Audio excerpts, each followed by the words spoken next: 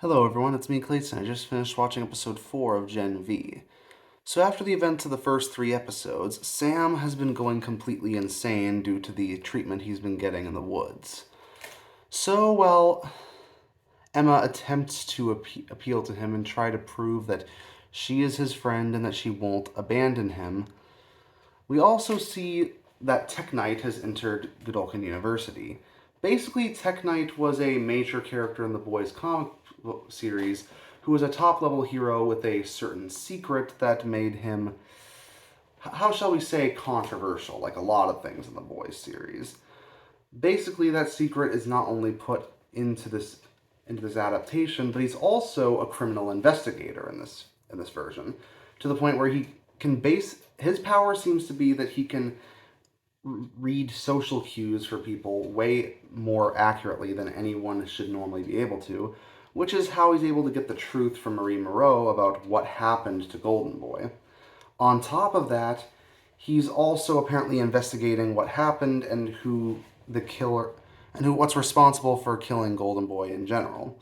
But the Dean's also planning on releasing his secret about his fascination with holes, so to speak, if he gets too far into his investigation. So yeah, that part is actually from the comics, but Tek Knight was more like an Iron Man type in the comics. Here he's more of a small-time criminal investigator who might have a bit of resentment that he wasn't able to get to the level of Homelander or the rest of the Seven. So yeah, it's a change for his character, but I do think this makes for a more interesting Tek Knight rather than them going for a bunch of jokes that didn't exactly age well from the original Boys comics.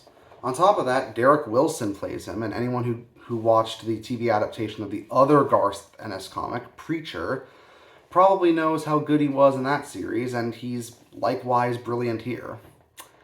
But at the same time, Sam's mental breakdowns also lead him to take the advice of a children's puppet show known as Avenue V, which obviously takes its name from a different avenue, Avenue Q, but it definitely seems more Sesame Street with questionable self-help advice more so than anything Avenue Q did. So it feels like a mix of references that way. Plus, they do create a puppet of the deep, complete with his talking gills, so that's always a fun little reference to go through. So yeah, while the fight scene at the end of the episode isn't exactly as well put together as some of the fight scenes in the Boys series itself, I give them credit for trying, given the number of powers that are on display there, and given that Sam is clearly not in a good state of mind anyways. So choreography doesn't matter as much to someone who's clearly not right in the head and is about to kill everyone in sight. But we also learned something new about Emma's powers.